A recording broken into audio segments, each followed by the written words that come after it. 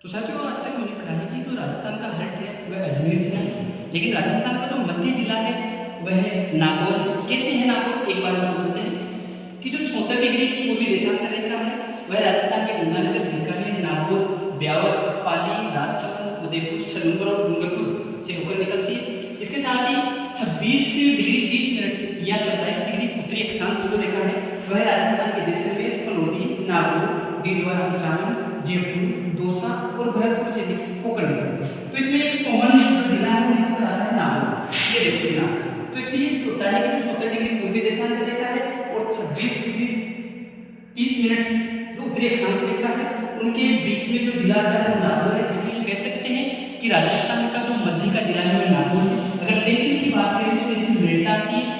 अगर धरातलीय सर्वे की बात करें तो गांव का नाम आता है लामकोलाई और सैटेलाइट सर्वे के अनुसार जो गांव का नाम आता है वह गांव का नाम आता है गगरा।